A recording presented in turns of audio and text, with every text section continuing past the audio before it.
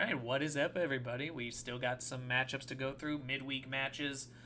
Gonna kind of blow through these quickly. I have been talking quite a bit, and admittedly, I want to get these done on Thursday or Friday, but man, these have been 2 wild days. So the recording itself is already happening really late in the game. So what I'm gonna do is I'm gonna make it the night upload for me. The previews so that they're already up for the Saturday matches will go up first. They'll be up around noon. And these recaps will then go up after the last match finishes. So this will cover the midweek matches. Those will be the two recordings for Saturday. Angel City preview is going to be thrown up on Sunday along with some updates for what is going to be a very busy week next week. You can see those there. All right. Louisville and Seattle. This match, not a whole lot to say in terms of the match itself. Emma Sears went on a tear, scored 2 goals, basically wiped out Seattle's initial momentum, and stole 3 points, which puts them in a very good position to possibly get out of the bottom quarter of the league. All good things. The bigger implication here is what's going to happen to Seattle out of this. Seattle Reign is currently clinging to the last spot in the standings by a mere 2 points because they generated a win last week while Angel City was playing Washington and settling for a draw. So they've still got teams chasing them. And now, thanks to, by the way, to Houston getting their victory, we'll talk about that in a moment, they are now only 1 point off. So you've got teams on the chase. And in Angel City's case, they have a match in hand. And now they have 2 matches in hand because you played a game in the midweek, they didn't, and you wasted it. You played a lower tier team and came away with nothing. So this is where you should have started to build the lead and make them match you. And instead, you're now kind of down for the count here.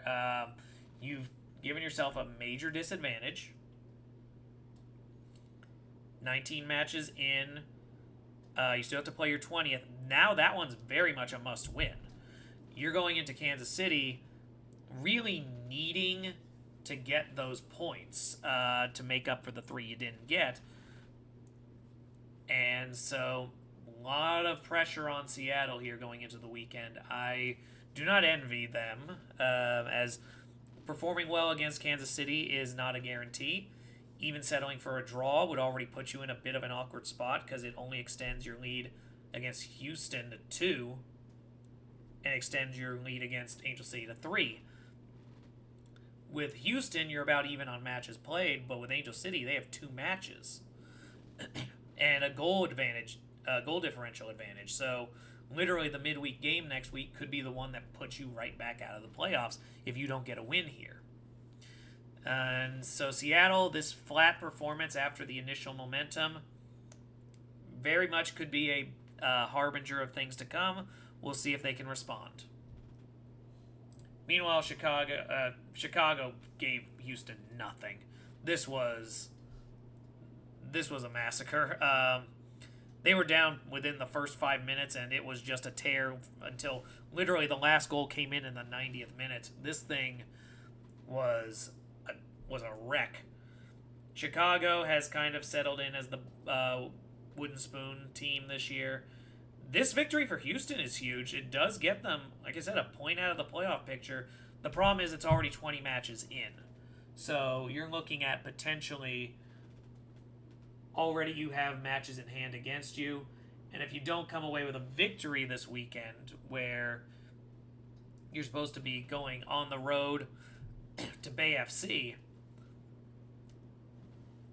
you could find yourself right back out of the picture. So I do still think I've been on the boat that Houston has been a bit of a mirage in terms of contention, and I'm still holding to that.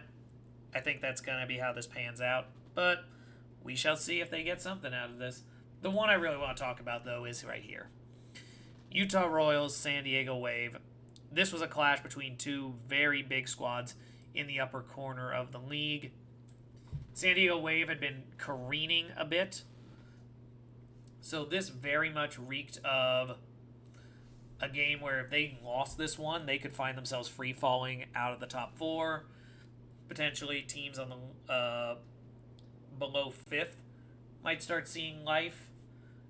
And so Trinity Byers basically decided, I'm going to single handedly make this happen. We're going to get this win.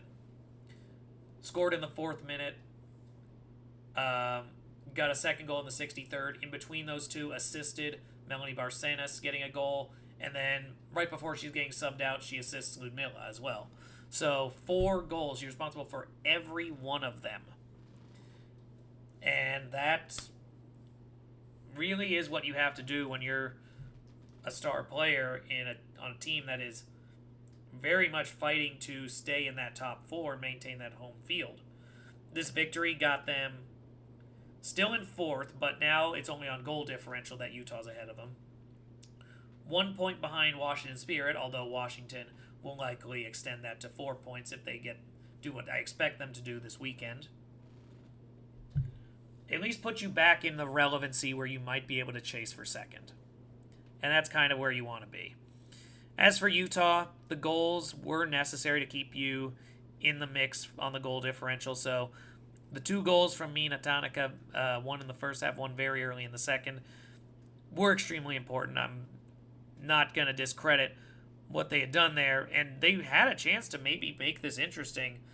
VAR wiped a goal out in the 84th minute, which would have cut it to 1 and made those last few minutes a lot more interesting. But Utah's got a lot to do. A lot they need to adjust on. I do think they are a bit limited. There's not as much to them as most, but they've got potentially some big matchups where they can really take advantage. They've got Orlando Pride next week where they need to be able to get that win. They've got Utah Royals at home. They've got Boston Legacy where they need to make something happen. They travel to Houston, who may or may not be a contender. You got teams that are on the border of the playoffs, Angel City in North Carolina. You've got a team in Louisville who's on the outside looking in, coming up in October. So I'm just looking at the remaining schedules. There's actually a lot of teams that are like on the fringe of the playoff or outside. The only one who's a really big matchup left is their finale against Gotham. And even then, you have to see, if Gotham's already clinched the Shield, do they rest players? Do you have a possibility where you might be able to snatch up points in that one? So, a lot to play on. There's a lot to toy with. But the playoff picture is getting interesting, especially near that top. And we'll see what these teams do with it. All right, that pretty much concludes our 3 recaps. And you'll see these up later on Saturday after the last match concludes on Saturday. So enjoy those. Hope you enjoyed the matches. Go Angels!